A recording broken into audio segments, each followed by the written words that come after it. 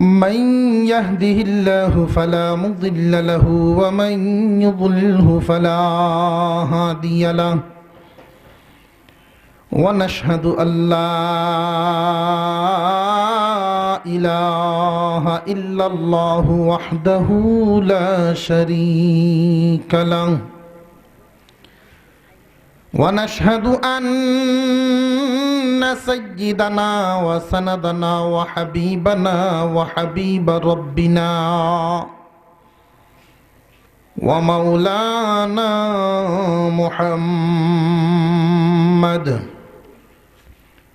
محمدا عبده ورسوله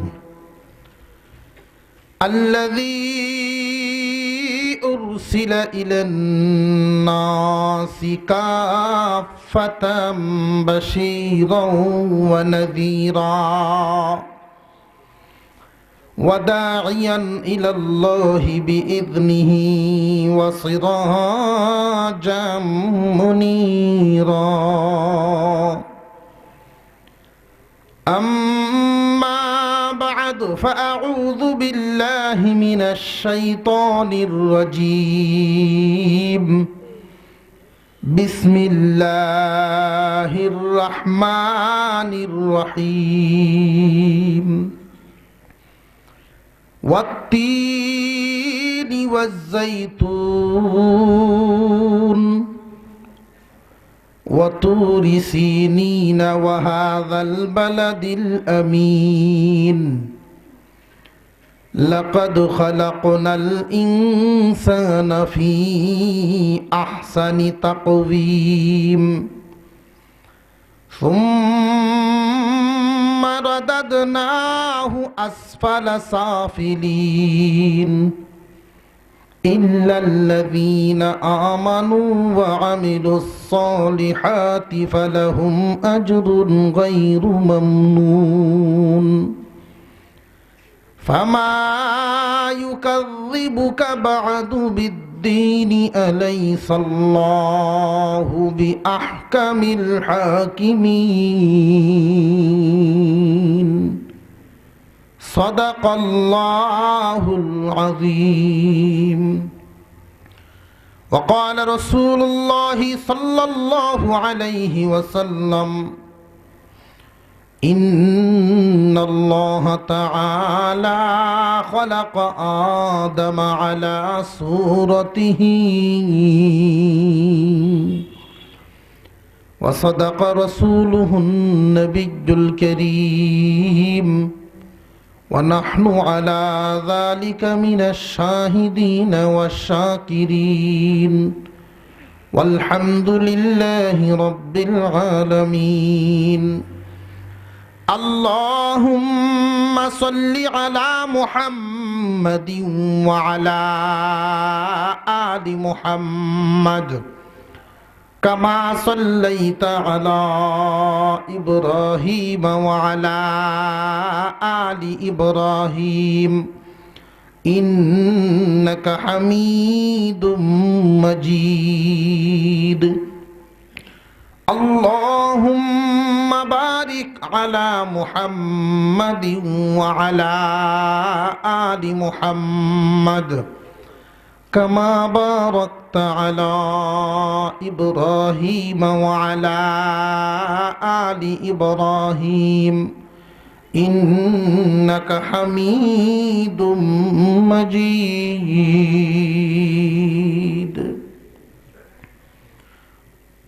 মধ্যম নিচিন্তা যুব সমাজের উদ্যোগে আয়োজিত সপ্তম বার্ষিকী তাফসীরুল কোরআন মাহফিলের শ্রদ্ধাভাজন সভাপতি সাহেব, উপস্থিত জাতির শ্রেষ্ঠ সন্তান উলামায়ে কেরাম, মুরব্বিয়ান আযম, সর্বস্তরের মুসলমান ভাইয়েরা, পর্দার আড়াল থেকে আলোচনা শুনছেন দিনদার ইমানদার মুসলমান মা ও বোনেরা, আল্লাহ পাকের কাছে শুকর আদায় করি যিনি অত্যন্ত দয়া করে আমাদেরকে মানুষ বানাইছেন। তিনি ইচ্ছা করলে যে কোনো একটা প্রাণী বানাতে পারতেন, ঠিক কিনা? আল্লাহ পাক অত্যন্ত দয়া করে আমাদেরকে মানুষ বানায়া দুনিয়াতে পাঠাইছেন।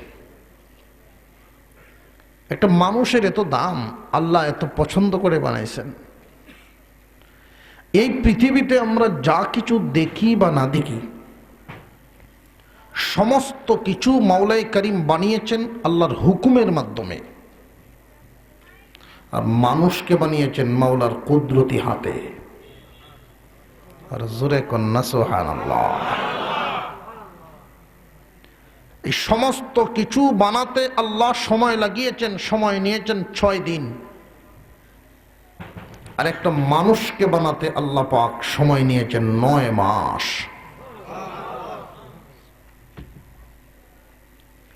মানুষকে আল্লাহ পাক রব্বুল আলামিন এত পছন্দ করেন, মানুষ বানাইছেন আমরারে। এতে আমরা খুশি না বেজার? প্রত্যেকটা মানুষের নামে একটা করে জান্নাতও বানাইছে। আমার নামেও আছে, আপনার নামেও আছে, আমার দাদার নামেও আছে, আমার নাতির নামেও আছে। এমন কোনো মানুষ নাই যেই মানুষের নামে একটা জান্নাত নাই, সবার নামে আছে। তো আফসোসের ব্যাপার হলো সবাই জান্নাত পাবে না। প্রিয় উপস্থিতি, আমি আজকে আপনাদের সামনে পবিত্র কোরআনুল কারীমের একখানা সূরা তিলাওয়াত করেছি। সূরার নাম সূরাতুত তিন।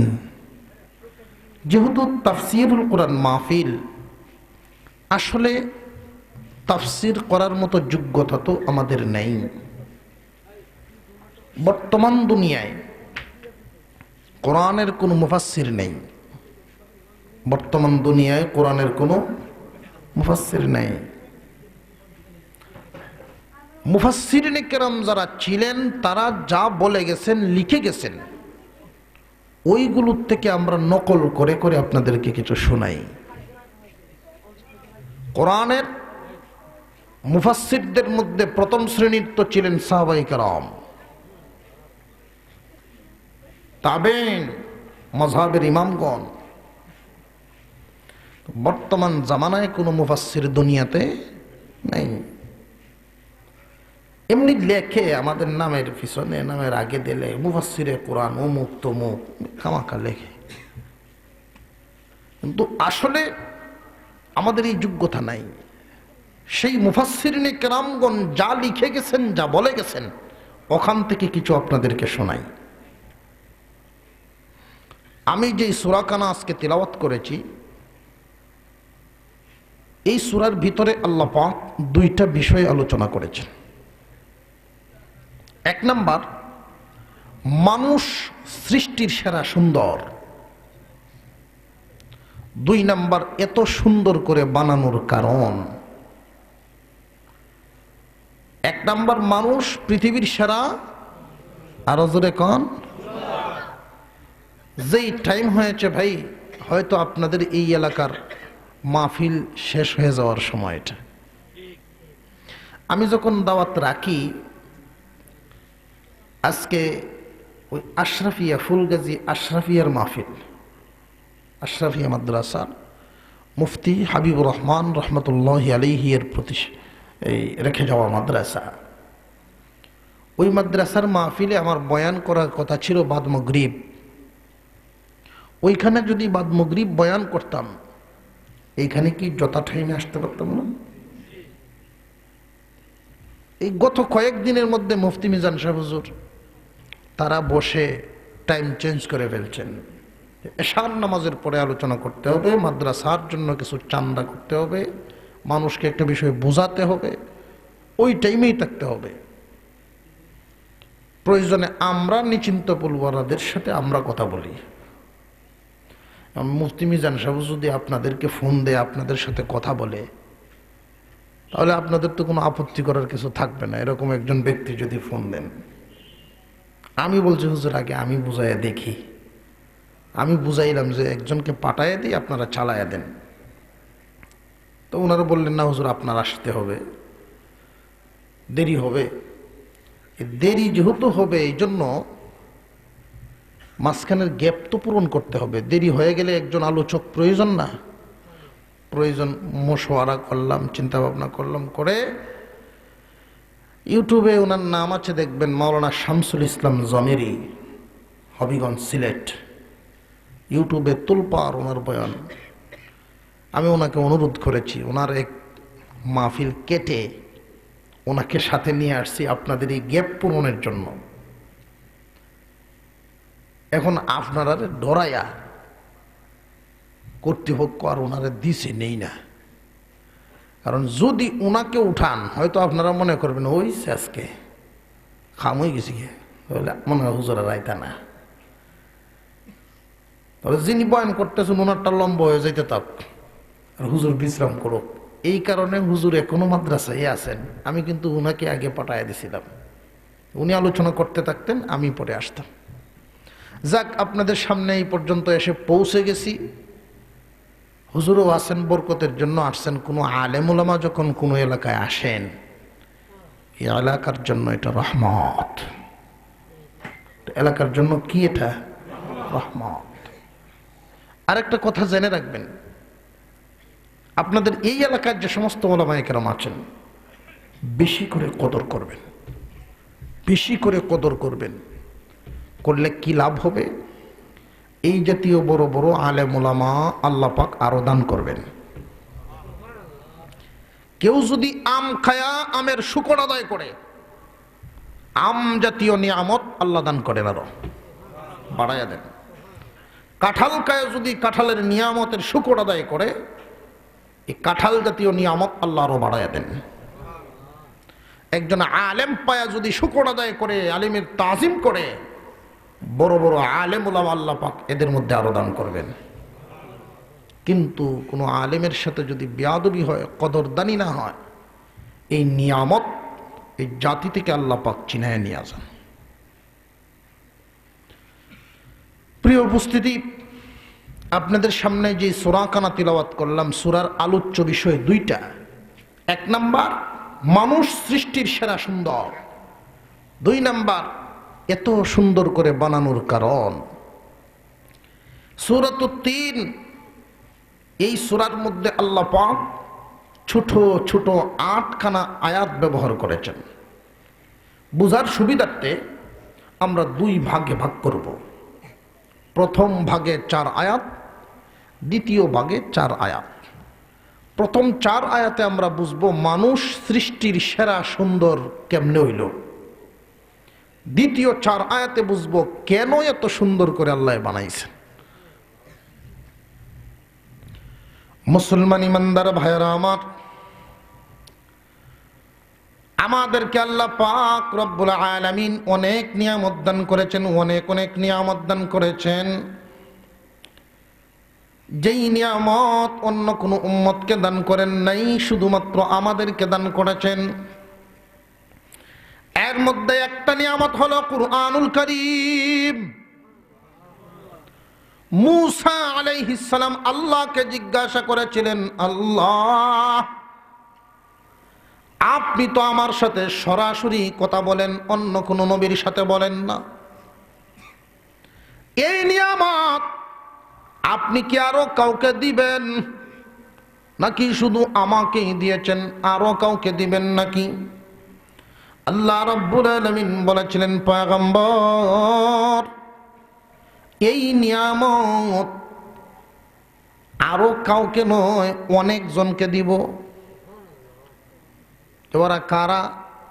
যে আখিরি জামানার পয়গম্বরের উম্মত। রে মুসা, তোমার সাথে আমি আল্লাহ কথা বলি 4 শর্তের ভিত্তিতে, কিন্তু আখিরি জামানার পয়গম্বরের উম্মতের সাথে কথা বলবো বিনা শর্তে। কেমনে জানোনি? এদের উপরে যে কিতাব আমি নাজিল করব, কুরআনুল কারীম, এই কুরআন হলো আমি আল্লাহর কালাম। এই কুরআন যে তিলাওয়াত করবে, আমি আল্লাহর সাথে সে কথা বলবে। মূসা আলাইহিস সালাম বলেন, আল্লাহ, এই উম্মতকে বুঝি আপনি এত আদর করে বানাইছেন, আপনার কালাম দিবেন। হ্যাঁ মূসা, এই উম্মত সাধারণ উম্মত নয়।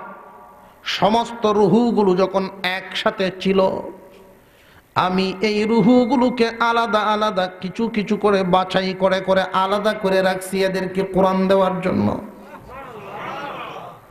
আল্লাহ রাব্বুল আলামিনের দরবারে কোনোদিন দরখাস্ত করি নাই, তিনি দয়া করে মায়া করে বিশ্বনবীর উম্মত বানাইছেন।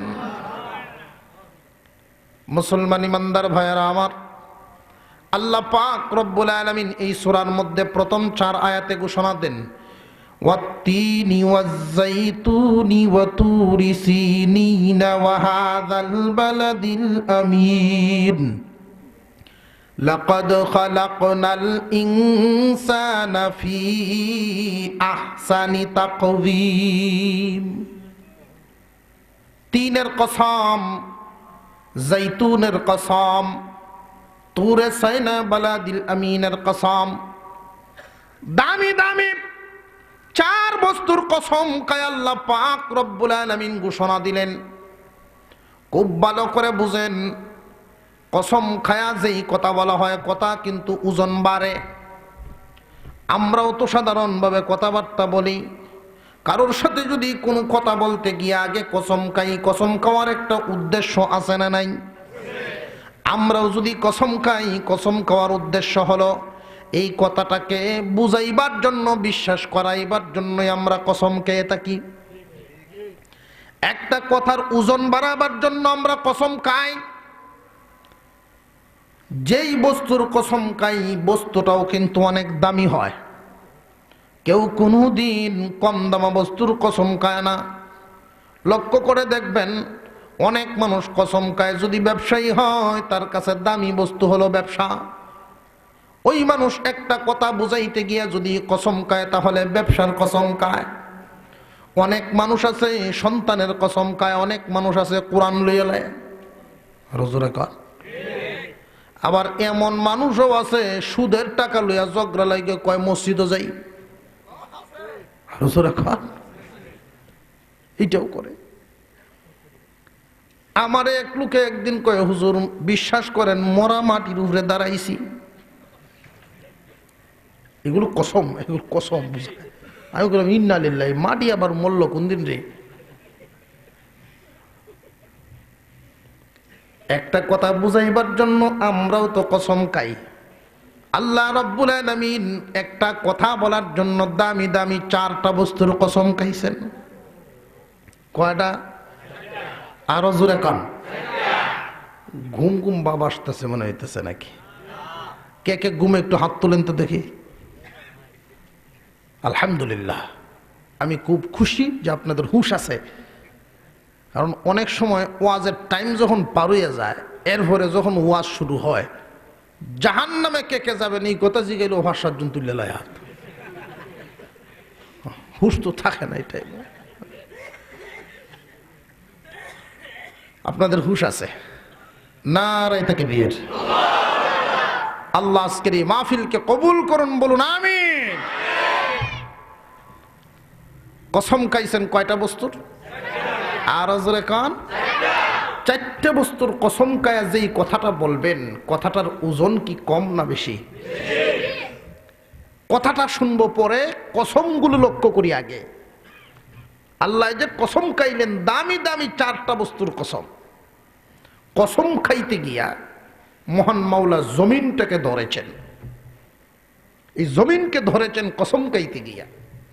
দেখেন, জমিন থেকে যা কিছু উৎপন্ন হয় প্রথমত 2 ভাগে বিভক্ত, হয়তো ফল জাতীয়, না হয় তরল জাতীয়। 3 একটা ফলের নাম।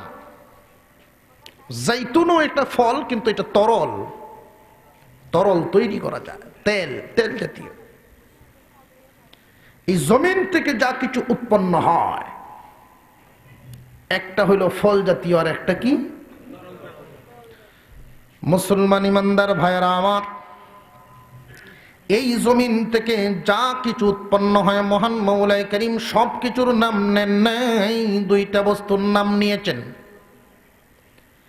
জমিন থেকে যা কিছু বাহির হয়, এই জমিন থেকে যা কিছু উৎপন্ন হয়, দুইটা বস্তুর নাম নিলেন।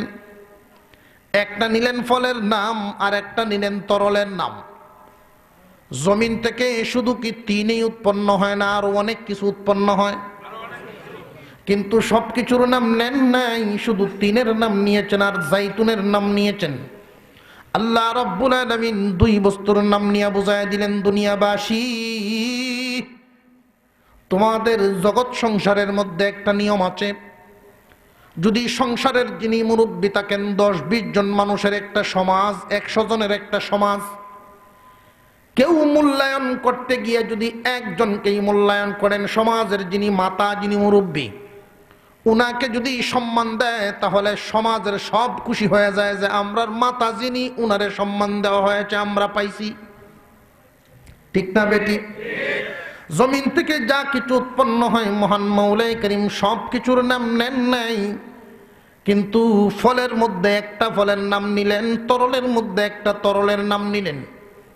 মুফাসসিরিনে কেরাম বলেন, এই জমিন থেকে যা কিছু উৎপন্ন হয়, আল্লাহ রহম করুক, আল্লাহ কবুল করুক, আমরা বলি আমিন। কোনো ভয় নাই তো? আমি ভয় পেয়ে গেছিলাম, তার কারণ আছে তো। আর আপনারা তো আমার দিকে ফিরে রয়েছেন, আর আমি তো আপনাদের দিকে ফিরে, এক হুজুরের দিক দিয়ে দৌড় দিছেন, হুজুরের দৌড় আর এদিক দিয়ে আওয়াজ একসাথে, হুজুরের দৌড় আর আওয়াজ যখন একসাথে হয়েছে, তো ভয় কি লাগতে পারে না?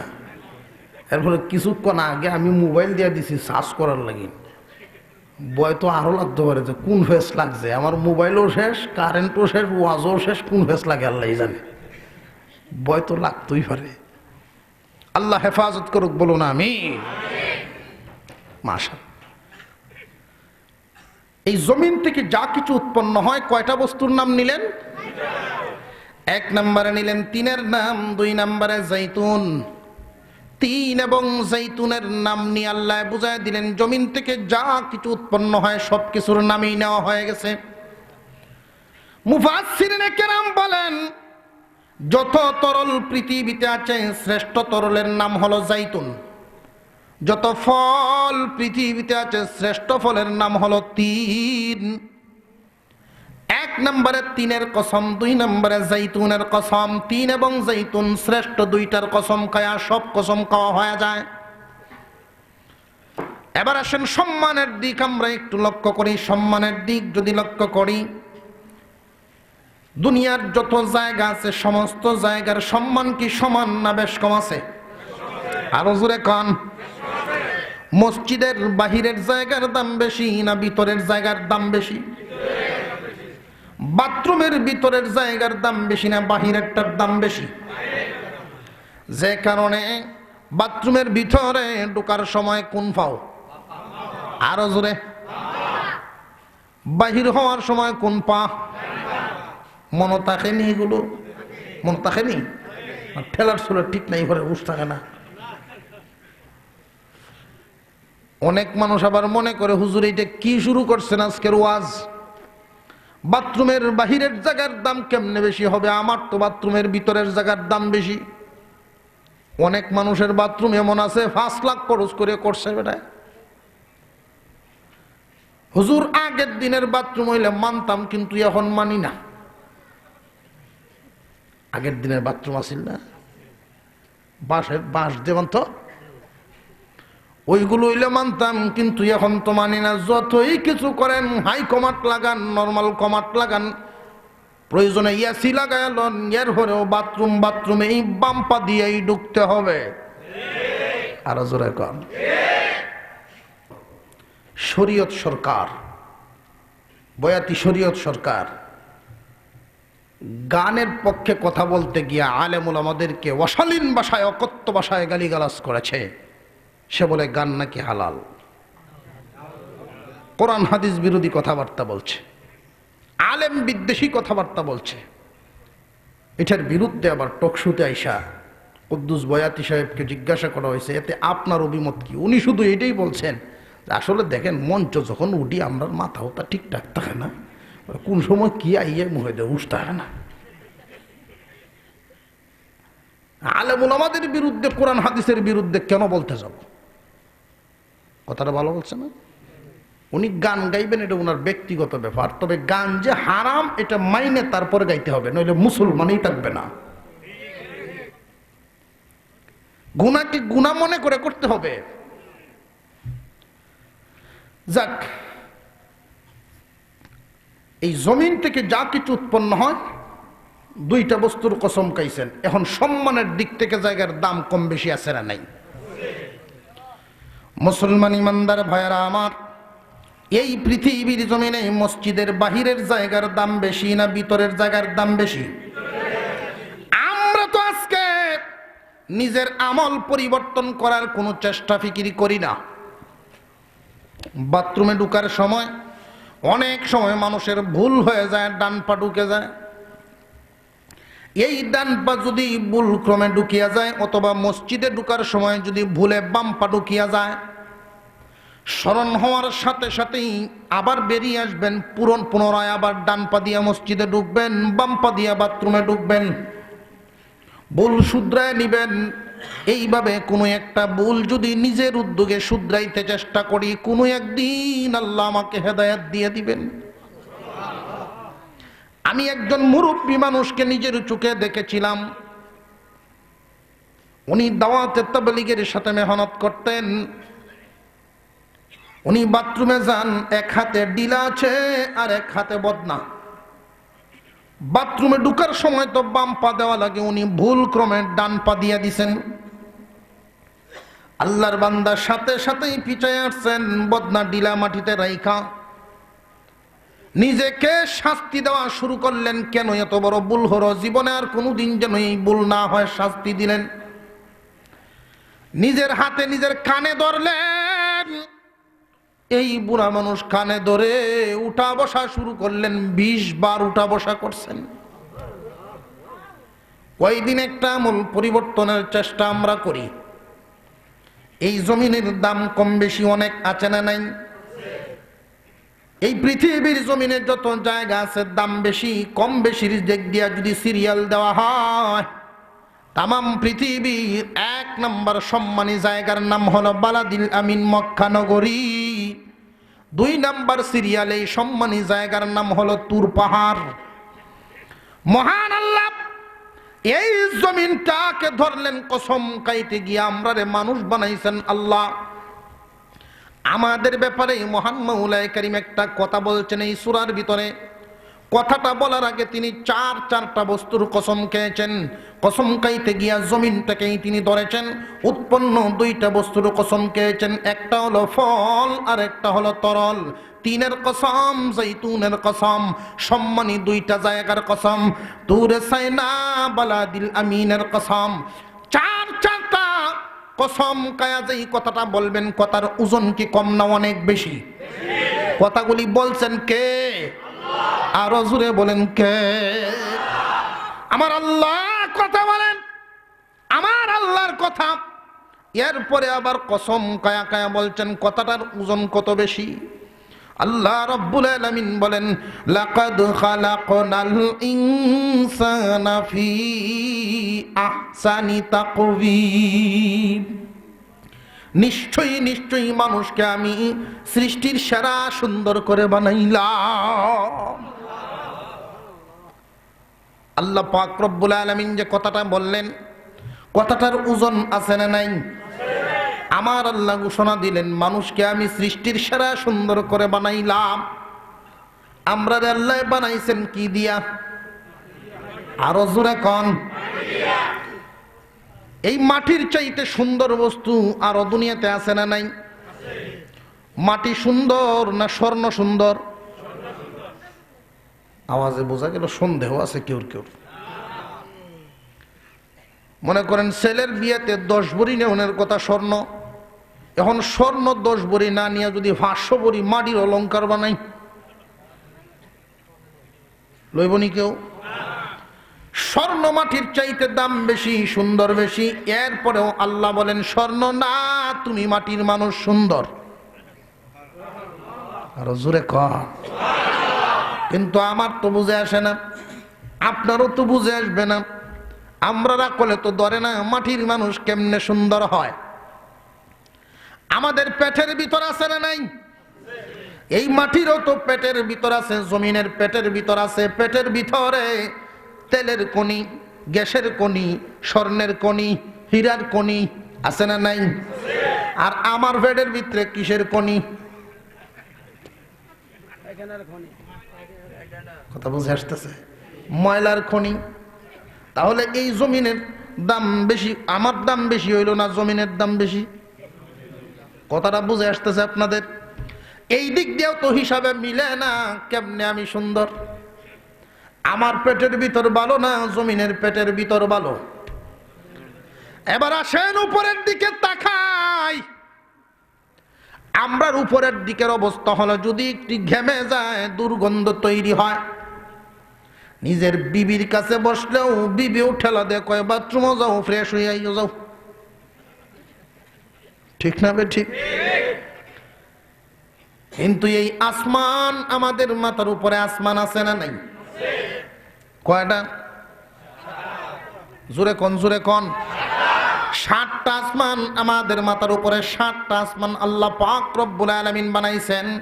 এই যে মাথার উপরের যেই আসমানটা আমরা দেখি, এই আসমানটা আল্লাহ পাক রব্বুল আলামিন বানাইছেন স্থির পানি দ্বারা। দ্বিতীয় আসমানটা আল্লাহ তাআলা বানিয়েছেন তামা দ্বারা। তৃতীয় আসমান মহান আল্লাহ বানিয়েছেন লোহা দ্বারা। চতুর্থ আসমানটা বানিয়েছেন স্বর্ণ দ্বারা। পঞ্চম আসমানটা বানিয়েছেন ইয়াকুত দ্বারা। ষষ্ঠ আসমানটা বানিয়েছেন রূপ। আল্লাহ পাক প্রথম আসমান বানাইছেন স্থির পানি, দ্বিতীয় আসমান তামা, তৃতীয় আসমান লোহা, চতুর্থ আসমান রূপা, পঞ্চম আসমান স্বর্ণ, ষষ্ঠ আসমান ইয়াকুত, সপ্তম আসমান নূরের পাথর। এইভাবে 7টা আসমান বানাইছেন। লক্ষ্য করে দেখেন স্বর্ণের একটা আসমান আছে না নেই? বিশাল স্বর্ণের আসমান। আল্লাহ তো এই আসমানকে বলেন নাই সুন্দর করে বানাইছেন, মানুষকে বলছেন সুন্দর।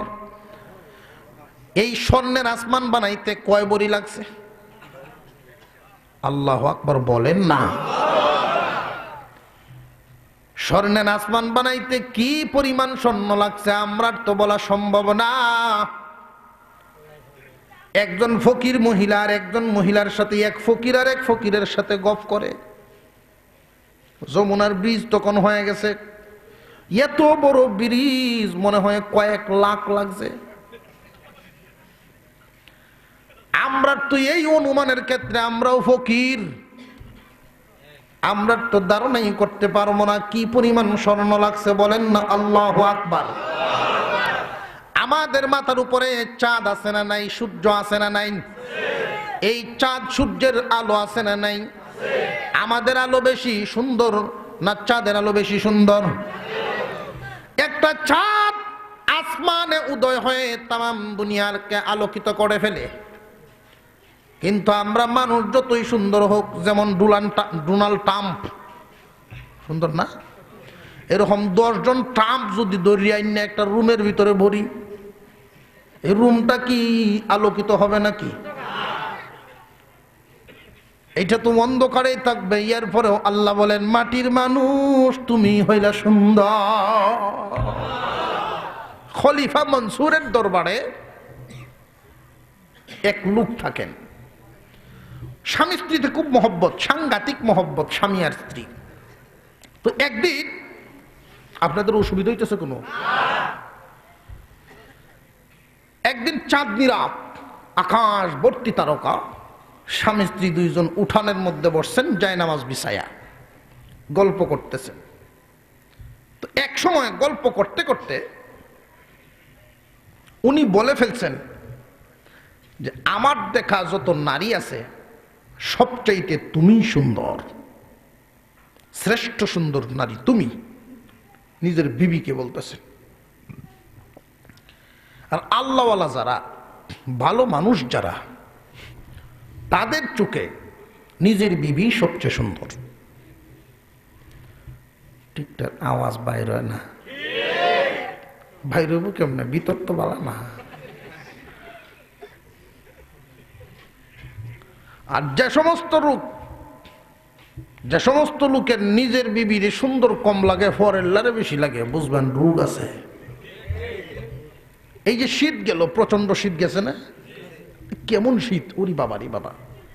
এক লোক, দাও বাবা এক কাপ চা দাও, আমার সাথে সাক্ষাৎ করতে আসছে, সরল সহজ মানুষ, আমার খুব ভক্ত। শীতের ঠেলায় 2 পায়জামা ভিনছে। আমি বুঝলাম কেমনে, এক পায়জামা এটা 4 আঙ্গুল নিচে মেরেছে, নিচেরটা এই মেরেছে। পায়জামা কয়টা ভিনছ? হুজুর শীত 2টা ভিনতে রেখেছে। তো পায়জামা তো 2টা ভিনছ, সাবধানে থেক। যেই সন্দেহ কইছে এই ফেস লাগাইছে। মসজিদে বাইরে হয়েছে, তোর ভিতরে ইয়ে না।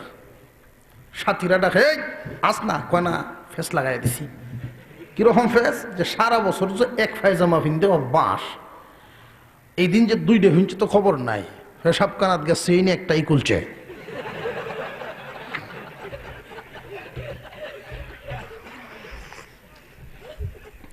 শীতটা কেমন?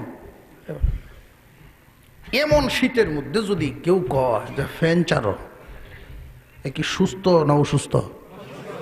কেন? উল্টা উল্টা। আর প্রচন্ড গরম, এই টাইমে যদি কয় লেফ কম্বল নামাও, রুগী না? উল্টা উল্টা। নিজের বিবি ভালো থাকার কথা, সুন্দর লাগার কথা, কিন্তু না, পরের লা সুন্দর লাগে বেশি। বোঝা গেল বিথর বলা না। আরো জোরে কন। বাড়ির যাওয়া না গ। আমরা মা বোনদেরও কিছু দোষ আছে। ফরেল্লা যে সুন্দর লাগে, এটার কিছু কারণ আছে। কইতাম নি কারণ? বুঝলে, কারণ আমার রাত্রের খাওয়া দাওয়া শেষ, তখন আর খাওয়ানোর চিন্তা নাই যে এত দূর থেকে আইসে খাওয়াইতাম না, মন্দ হয়ে গেলে। অনেক মহিলা এমন, এই যে বিয়ের দিন 7 দিন জামাইয়ের আশায়, আর জিন্দিগিতে জামাইকে উদ্দেশ্য করে, স্বামীকে উদ্দেশ্য করে আর সাজে না। মহিলাদের বিরাট বড় একটা দোষ। স্বামীর দেওয়া আলতা স্নো পাউডার উচিত হলো স্বামীকে দেখানো, সুসজ্জিত হইবা এশার নামাজের পরে স্বামীর জন্য অপেক্ষা করবা, রহমত নাজিল করবেন আল্লাহ। না, স্বামীর সামনে সাজে না। সাজে কোন সময়? বিয়াত গেলে, আরেক বিয়াত, আরেকদিন সাজবো বাজারও গেলে। এই যে তুমি সাজুগুজু করিয়া বাজারে টাউনে গেলে, মার্কেট করতে, ছাগল নাইয়া, এই দোকানদাররা রাস্তার মানুষ দেখিয়া কয়, আরে তকদিরের ঘরের তকদির, কপালের ঘরের কপাল। ফরেল্লারে দেখে আফসুস, নিজের খুব গাইল পারে, আমি কিতা পাইলাম, আর দেখো কি যায়। জোরে কন। নিজেও গুণাগার, আরেকজনরেও বানাইলা গুণাগার। সাবধান, নিজের স্বামীর জন্য সাজবা, মহব্বত তৈরি হবে। স্বামী স্ত্রীর মহব্বত যদি একসাথে থাকে, একসাথে জান্নাতের ভিতরে ঢুকবা। একে অপরের প্রতি মহব্বত থাকে না, সাজগুজ নাই, থাকবে কোত্থেকে মহব্বত? মহব্বত থাকে না। এক লোক আমাকে বলতেছে, হুজুর যেদিন জান্নাতে যাইমু, আমরা বাবুল্যের মাও আমার সাথে যাইব। কেন, কি সমস্যা? হুজুর জ্বালায়া শেষ করে দিতেছে আমার একদম, এই লই আমি যাইতে রাজি না। আমি বললাম যে আচ্ছা দেখি কোন সুরত কি ভাবা যায় কিনা, আপনার একলা দেওয়ানের, অন্য কোনো বুড়ি ভাইলে আপনার সাথে জুড়ি মিলাই দেয় মনে। আল্লাহ আল্লাহ আল্লাহ আল্লাহ। মুসলমান ইমানদার ভাইরা আমার, খলিফা মনসুরের দরবারের এই মানুষটা নিজের বিবিকে বলতেছেন, তুমি চাঁদের চাইতেও সুন্দর। কোন স্বামী যদি বিবির প্রশংসা করে, বিবি রাগ করে না, খুশি হয়? কিন্তু এই খুশি স্বামীকে বুঝতে দেয় না। পরীক্ষা করে দেখেন, আপনি যদি বলেন তোমার পাক খুব মজা, তুমি দেখতে খুব সুন্দর, মনে মনে খুব খুশি হয়, কিন্তু উফরে দিয়ে বুঝতে দেয় না, খুব আমার ফার্ম দিও না। জিগায় দেখুন আপনারা, কিন্তু মনে মনে কইলাম খুশি হয়েছে, খুব খুশি হয়, উফরে দিয়ে বুঝতে দেয় না। তো সরল মানুষ তো বলছেন তুমি সুন্দর, বিশ্বাস করো। আমার ভাম দেওয়া লাগতো না। তো সরল মানুষ রাজ্যে গেলে খুব সমস্যা। সিধা মানুষ যদি বেখা গাছ, সুজা মানুষ আর বড় লোক, এই তিন শ্রেণী খুব বেতালা। বেখা গাছ নিয়ে সোজা করতে চাইবেন, লাকড়ি ছাড়া কিচ্ছু হইতো না। কথা বুঝাইছে? তো সোজা মানুষ কেঁপে গেছে। হ্যাঁ, তুই বিশ্বাস করস না? তুই যে সুন্দর, তাকায় দেখ, চাঁদের মধ্যে কালো দাগ আছে, তোর মুখটাতে একটা তিলের দাগও নেই। এরপরে বউ, তুমি আমার হাম ও তো কেন লাগিয়ে দিলেন, চাঁদের থেকে আমি সুন্দর, এটা মানে লাগবো। আমি কইলাম চাঁদের থেকে তুই সুন্দর, যদি না হস 3 তালাক।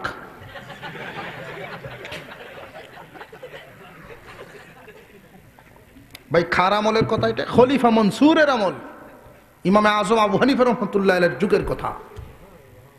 তোরে 3 তালাক দিয়ে দিলাম সাফ করিয়া। আছে না সমাজে কিছু মানুষ আছে এরকম? নবী করিম সাল্লাল্লাহু আলাইহি সাল্লাম বলেন, যে তালাক দেয় এবং যাকে দেয়, আসমানের নিচে এর চাইতে নিকৃষ্ট মানুষ কেউ নেই। যে তালাক দেয় এবং যাকে দেয়, এর চাইতে নিকৃষ্ট মানুষ কেউ নাই। আপনারা প্রশ্ন করতে পারেন, হুজুর যে তালাক দিল রসুল তাকে হয়তো ধমকি দিতে পারেন, তো যাকে দিল এই মহিলার কি দোষ? রসুল যে দুজনকে বললেন তারা নিকৃষ্ট, রসুল মহিলাকে কেন বললেন? মুহাদ্দিসিনে কেরাম বিষয়টা ভালো করে বুঝাইছেন। বাস্তবের সাথে লক্ষ্য করে দেখেন, তালাকের পিছনে পুরুষের ভূমিকার চাইতে মহিলার ভূমিকা কম না।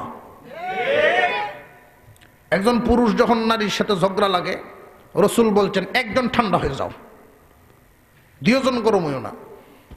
যদি 2 জন গরম হয়ে যায়, শয়তান ডুল বাড়ি দেয়, ডুল গরম বানায় যদি তালাক দেওয়াইতে পারে। পুরুষে যখন তার সাথে মুখামুখি করে পারে না, তখন ভদ্রলোকে করে কি, এমন একখান বাসা সারে, এইটা হলো হাই অ্যান্টিবায়োটিক,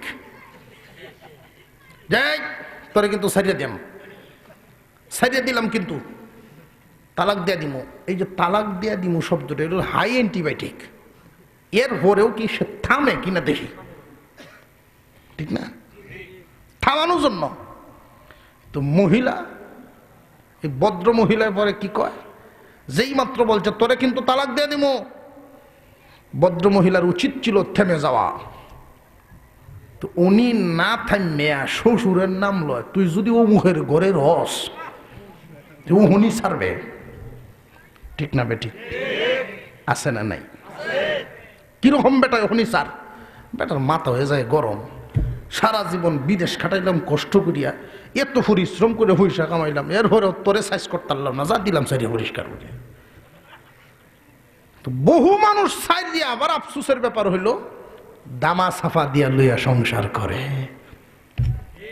তামাম জিন্দিগি যাবে জেনায় জেনায়। 700 তো 700, আবার আনার দরকার কি? 700 তো 700। আবার উলামায়ে কেরামের মর্জি ছাড়া, মুফতিদের পরামর্শ ছাড়া, যেই মুফতি দামা সাফা দিয়া দুনিয়ার লোভে করে এমন না, কোন প্রাতিষ্ঠানিক মুফতি লাগবে। প্রাতিষ্ঠানিক মুফতির কাছ থেকে ফতোয়া আনা ছাড়া তুমি সংসার করিও না ভাই, সারাটা জিন্দিগি যাবে জিনায়। খলিফা মনসুরের দরবারের এই কর্মচারী যখন বললেন, তুমি যদি চাঁদের চাইতে সুন্দর না হইয়া থাকো 3 তালাক। এই মহিলা মাসলা মাসাইল কিছু জানতেন, মাসআলা মাসাইল কিছু বুঝতেন, পর্দার আড়ালে চলে গেছেন। স্বামী গো, মুফতিদের কাছে যান, গিয়ে আগে বিষয়টা পরিষ্কার করেন, যদি তালাক হয়ে থাকে জীবনে আর কোনোদিন সামনে আসবো না। আর যদি তালাক না হইয়া থাকে, তাহলে তো আমি আপনার বিবি আছি থাকবো। যেই কথা বলছেন এই কথা প্রমাণ করতে হবে, তালাক হইছে কিনা হইছে না, এটা আগে দারুল ইফতায় নিয়ে যান। পরের দিন সকালবেলায় তিনি ওইটাই দৌড় শুরু করলেন। খলিফা মনসুরের দরবারে গিয়ে বলেন, হুজুর কি হইছে, তোরে তো পেরেশানি কেন, যে আমার সব শেষ। সব শেষ কি হয়েছে? সব শেষ মানে কি? এত সুন্দর বউ আর আমি কালো মানুষ, এই বউ হারাইলে আমার কাছে তো মানুষ আর বিয়ে দিবে না। হারাইতে কেন, হইছেটা কি কুলে ক। এই হইল ব্যাপার। খলিফা মনসুর মুফতিগণকে ডাকলেন, এই বিষয়ের উপরে ফতোয়া দিন, তালাক হয়ে গেছে কিনা গেছে না। এক একজন মুফতি দাঁড়ান, এই মুফতিগণ দাঁড়ায় যুক্তি পেশ করেন। একটা মানুষ যতই সুন্দর হোক না কেন চাঁদের চাইতে সুন্দর হতে পারে না। একটা চাঁদ আসমানে উদয় হয়ে তামাম দুনিয়াকে আলোকিত করে ফেলে, সূর্য আসমানে উদয় হয়ে তামাম দুনিয়াকে আলোকিত করে ফেলে। আর একটা মানুষ যতই সুন্দর হোক না কেন একটা ঘরের একটা রুমকেই তো আলোকিত করতে পারে না। সুতরাং এই মানুষটা চাঁদের চাইতে সুন্দর হতে পারে না, তালাক হয়ে গেছে। সকল মুফতিরা এই ফতোয়া দিলেন। গালেবান ইমাম আবু হানিফা রহমাতুল্লাহি আলাইহি, ইমামে আজম আবু হানিফা রহমাতুল্লাহি আলাইহি, তিনি এখানে বসা আমাদের ইমাম মাযহাবের মাযহাবের ইমাম। উনি বলতেছেন ফতোয়া তো সকল মুফতিগণ দিয়েই দিলেন, আমি আর কি দিব। কুরআনুল কারীমের একখানা সূরা আজকে আমি তিলাওয়াত করব, ভুল হইলে আপনারা সংশোধন করে দিয়েন। উনি তিলাওয়াত করা শুরু করে দিলেন, বিসমিল্লাহির রহমানির রহিম, ওয়াত-তিন ওয়াজ-যাইতুন ওয়া তুরি সিনিন ওয়া হাযাল বালাদিল আমিন লাকাদ খালাকনাল কামারা ফি আহসানি তাকওয়িম। পড়তেছেন উনি, যেই মাত্র পড়লেন লাকাদ খালাকনাল কামার, এমনি আলেম উলামা মুফতিগণ ভুল ধরা শুরু করে দিলেন। ফতোয়া ভুল ধরা শুরু করে দিলেন। হুজুর লুকমা গ্রহণ করুন, আপনার এখানে লাকাদ খালাকনাল কামার হবে না, লাকাদ খালাকনাল ইনসানা ফি আহসানি তাকওয়িম। ইমামে আজম বলেন, যদি লাকাদ খালাকনাল ইনসান হয়ে থাকে, আল্লাহ যদি ইনসান বলিয়া থাকেন, তাহলে ফতোয়া তো আল্লাহ দিয়ে দিছেন। তালাক হইছে কি না এই ফতোয়া আমরা দেওয়ার দরকার কি? আল্লাহ তো দিয়ে দিছেন। দুনিয়ার জমিনে স্বর্ণের আসমান আছে, রূপার আসমান আছে, ইয়াকুতের আসমান আছে, চাঁদ আছে, সূর্য আছে। এই পৃথিবীর গর্ববালা উপরবালো, আমার কোনো কিছুই ভালো না। এরপরেও আল্লাহ ঘোষণা দিলেন, মানুষ তুমি শ্রেষ্ঠ সুন্দর, নিশ্চয় নিশ্চয়ই মানুষকে আমি শ্রেষ্ঠ সুন্দর করে বানাইলাম। তালাক হইছে না, আর বেটা একটা দৌড় দিছে বাড়িত, একটা দৌড় বাড়িত, বরে বউ তালাক হইছে না, খুব খুশি। আল্লাহ মুসলমান ইমানদার ভাইয়েরা আমার, আমাদের বুঝার ব্যাপার। আকলে তো ধরতেছে না, আল্লাহ যে বললেন এটা আকলে তো ধরে না। স্বর্ণের আসমানের চাইতে আমি কেমনে সুন্দর হইলাম। তো এই দিন ফজরের নামাজ পড়ছে, ঘুরতেছে পায় না, ইশরাক পড়ছে পায় না, হঠাৎ এক লোক স্পিডে উঠে যাইতেছে, ওনার আটকেছে, ভাই কই যান? হ্যাঁ কাম আছে, দূরে যেতেছে। কয় আপনি একটু নাস্তাটা করে যান। কয় আরে না, অন্য কাউরে নিন, আমার না। কয় না, আপনারই নাস্তা করতেইব। জোরে নে ধৈর্যা বাংলা ঘরে বসাইছে, বৈঠক ঘর আলাদা করছে, আলাদা করে বসাইছে। উনি বড় ঘরে গেছেন, 10টা রুটি আনছেন। কয়টা? 5টা করে খাইলে নাস্তা হয় না? অনেকে তো 5টা খাইতেই পারে না। এই 10টা রুটি থইয়া উনি ডাইল আর পানি আনতে গেছে। ডাইল পানি আইনে দেখে রুটি একটাও নেই। কয় রুটি কই?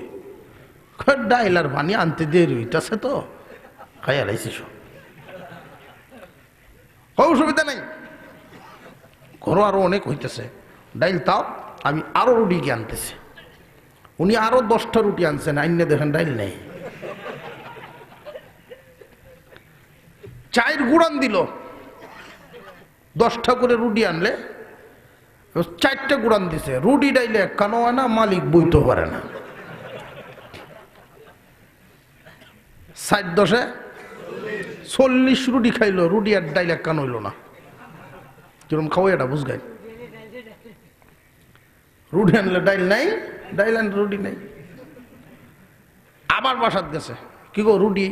কয় আর তো নাই, আমরার ঘরের সকলের জন্য যা তৈরি করছিলাম সব তো শেষ। আজকে মেহমান কয়জন আনছুন আপনি? আর কইও নাই, একজন হই, সব বানাইছে মেহমান। গিয়ে মাপ চাও, গেছে ভাই মাপ করে দিন, আর নাই।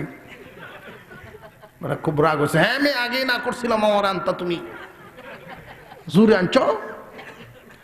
আপনি যে এরকম মানুষ আমি তো জানি না, আপনি যে এমন লোক তো আমি তো জানি না এটা। এখন যান কই?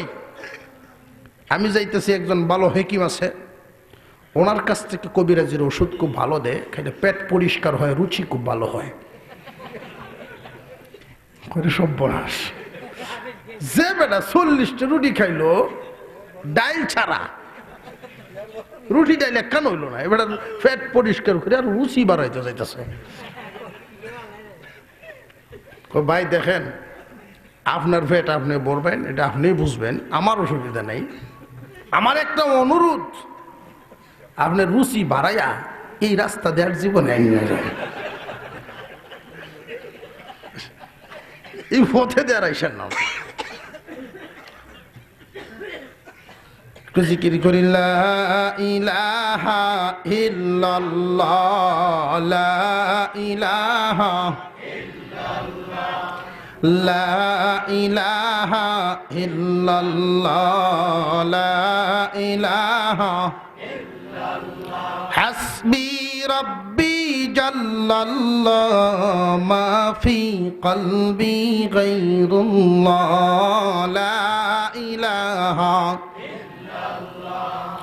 লা ইলাহা ইল্লাল্লাহ, লা ইলাহা লা ইলাহা ইল্লাল্লাহ, লা ইলাহা। বহুদূর ওই মদিনা, কেমনে যাব জানি না, বহুদূর ওই মদিনা, কেমনে যাব জানি না। দয়া কর দয়াল আল্লাহ, দয়া কর দয়াল আল্লাহ, পুরাও মনের ভাষণা, লা ইলাহা ইল্লাল্লাহ, লা ইলাহা লা ইলাহা ইল্লাল্লাহ, মুহাম্মাদুর রাসূলুল্লাহ। জান্নাতের সেই খানা খাইতে রাজি আছি না ইনশাআল্লাহ? গুণ দুইটা সাথে লাগবে। আল্লাহ এত সুন্দর করে আমরারে বানাইছেন, সমস্ত কিছু বানাইছেন হুকুমের মাধ্যমে, কোন হয়ে গেছে। আমরা আল্লাহ আদর করিয়া 9 মাস সময় লাগাইয়া বানাইছেন, হাত দিয়ে বানাইছেন, নাকটা টিপ দিয়ে বানাইছেন, একটু কানটা বসাইয়া দিছেন, চোখটারে আল্লাহ নিজ জায়গাত বসাইছেন। আমরা আল্লাহ কত আদর করে বানাইছেন, একটু চিন্তা করেন তো। চোখটা যখন বানাইছেন, হে ভাই, একটা মানুষের সামনে যখন দাঁড়ায়, তার চোখের ভিতরে আমার দেখা যায়। কথা বুঝে আসছে? আল্লাহ আমাকে বানাইছেন, সুবহানাল্লাহ সুবহানাল্লাহ। আমি আল্লাহর সামনে ছিলাম, তাহলে আল্লাহর চোখের ভিতরে আমি আসলাম। সুবহানাল্লাহ বলে, আল্লাহু আকবার, আল্লাহু আকবার। এত কাছাকাছি থাই কেউ যদি পড়ে বদামলের কারণে জাহান্নামী হওয়া লাগে, আমার চাইতে আপনার চাইতে বদ কপাল পোড়ার কে হইতে পারে? এই জন্য বেশি করে নেক আমল, বেশি করে নেক আমল। ইমান যেহেতু আল্লাহ দিছেন, দয়া করে মুমিনের ঘরে জন্ম দিছেন, নইলে তো এই ইমান পাওয়া বড় কঠিন হয়েছে। তো মুমিনের ঘরে জন্ম দিছেন, শুধু নেক আমল করবেন, যত বেশি পারেন নেক আমল করবেন, গুনাহ থেকে বাঁচে থাকবেন। আল্লাহ যেন আমরা কবুল করেন, বলুন আমিন। আরো জোরে বলেন আমিন। আমরা আত্তাহিয়াতুর সূরাতে বসি, আস্তাগফিরুল্লাহ দুরূদ শরীফ পড়ি। হুজুর মুরব্বী মানুষ, দোয়াটা আপনি করবেন। أستغفر الله ربي من كل ذنب وأتوب إليه لا حول ولا قوة إلا بالله العلي العظيم أستغفر الله إن الله غفور رحيم أستغفر الله ربي من كل ذنب وأتوب إليه لا حول ولا قوة إلا بالله العلي العظيم اللهم صل على سيدنا مولانا محمد وعلى آله وأصحابه وسلم الحمد لله رب العالمين الصلاة والسلام على رسوله الكريم وعلى آله وأصحابه أجمعين ربنا ظلمنا أنفسنا وإن لم تغفر لنا وترحمنا لنكونن من الخاسرين ربنا آتنا في الدنيا حسنة وفي الآخرة حسنة وقنا عذاب النار يا رب العالمين গভীর রজনীতে যেই টাইমে একটা পাখিও পর্যন্ত তার বাসায় সজাগ নেই, বাসার পাখিরাও ঘুমায় গেছে, এমন একটা সময়ে নজরুলের রহমতের সময় আল্লাহ তোমার শাহী দরবারে হাত বাড়িয়েছি। তোমার রাসূল বলেছেন রাত যত গভীর হয় তোমার রহমতের দরজা নাকি তত প্রশস্ত হয়। আল্লাহ মেহেরবানি করে আমাদের আজকের এই মাহফিলকে কবুল করে নাও। আমাদের এই মজলিসের মধ্যে অনেক বড় বড় হক্কানি উলামায়ে কেরাম আছেন, আল্লাহ সাদা দাড়িওয়ালা মুরব্বিরা আছেন, কুরআনুল কারীমের হাফেজগণ আছেন, পর্দার আড়ালের মা বোনেরা যুবক ভাইয়েরা আছে। আমি মুসাফির, যদিও গুনাহগার, কিন্তু আজকে তো মুসাফির। আল্লাহ তোমার হাবিব বলছেন মুসাফিরের দোয়া নাকি তুমি কবুল করো। প্রভু গো, তওবা করতেছি, জীবনে আর কোনোদিন গুনাহ করতাম না গো মাওলা। আল্লাহ জীবনের কোনোদিন গুনাহ করব না। আল্লাহ মেহেরবানি করে জিন্দেগির গুনাহগুলো তুমি মাফ করে দাও। প্রতিদিন কোনো না কোনো মাইকে এলান শুনি, মৃত্যুর সংবাদ যখন শুনি বুকটা কেঁপে উঠে। জানি না কোন দিন জানি মসজিদের মাইকে আমার নামটা ঘোষণা হয়ে যায়, কোন দিন জানি এই মসজিদের পালকিটা আমার বাড়ির সামনে হাজির হয়ে যায়। বিবি বাচ্চা সাজানো ঘর সংসার আত্মীয় স্বজন সব কিছু ছেড়ে দিয়া বিদেশে গেলেও 5 বছর হোক 10 বছর পরে হলেও আসা যায়, কিন্তু এই সাদা পোশাক পরে মসজিদের পালকিতে সওয়ার হয়ে গেলে জীবনে আর কোনোদিন ফিরে আসা যাবে না। আজকের এই মায়ার বন্ধন, বিবি বাচ্চা স্ত্রী সন্তান মা বাবা ভাই বোনের বন্ধন দিলের ভিতরে কত মহব্বত জাগায় দিয়েছ। একদিন তো ওরা ছিল না, একমাত্র ছিলা তুমি। মার গর্ভে ছিলাম, সেখানে কত আদর করে যত্ন করে রাখছো গো আল্লাহ। মালিক ইয়া রব্বাল আলামিন, ইয়া রব, ইয়া রব, তুমি লালন পালন করছো গো মাওলা, খুব আদর করে পালছো। আবার শয়তানের দুখায় পরে কত ভুল তোমারে দেখায় দেখায় করে ফেলছি, তোমারে দেখায় দেখায় কত গুনাহ করছি। আজকের এই কোরআনের মাহফিলে, তাফসীর মাহফিলে তওবা করতেছি, জীবনের কোনোদিন গুনাহ করব না। আল্লাহ তুমি আমরা জিন্দেগির সকল গুনাহগুলো মাফ করে দাও। তোমার বান্দারা চোখের পানি ছেড়ে ছেড়ে কান্দে, যেই মজলিসে মানুষ চোখের পানি ছেড়ে দেয় মজলিসের দোয়া নাকি কবুল হয়ে যায়। আল্লাহ আমরা প্রত্যেকটা মানুষকে মাফ করে দাও। আল্লাহ প্রত্যেকটা মানুষকে মাফ করে দিয়ে বেগুনা বানাইয়া বাড়িতে পাঠাইবা রব্বুল আলামিন। আজকের এই মাহফিল করতে গিয়ে যুবক ভাইয়েরা কত কষ্ট করেছে, যে সমস্ত যুবকেরা কষ্ট করেছে, যে যেই পরিবার শ্রম দিয়েছে, পরিশ্রম করেছে, আল্লাহ গো এই দুনিয়াতেও উত্তম বদলা দিও, আখিরাতে উত্তম বদলা দিও। আল্লাহ এদের মধ্যে যারা পড়াশোনা করতেছে এদের জেহান শক্তি বাড়ায়া দাও। যাদের পড়াশোনা শেষ হয়ে গেছে উত্তম কর্মসংস্থানের ব্যবস্থা করে দাও। আল্লাহ আজকের এই মাহফিলকে কেন্দ্র করে দেশি বিদেশি কত ভাইয়েরা কত রকমের সহযোগিতা করেছেন। আল্লাহ কেউ টাকা পয়সা দিয়েছেন, কেউ উত্তম পরামর্শ বুদ্ধি দিয়েছেন, কেউ শ্রম দিয়েছেন। আল্লাহ প্রত্যেকের অংশগ্রহণকে কবুল করে নাও। আল্লাহ আমাদের মধ্যে অনেকেই দোয়ার দরখাস্ত করেছেন।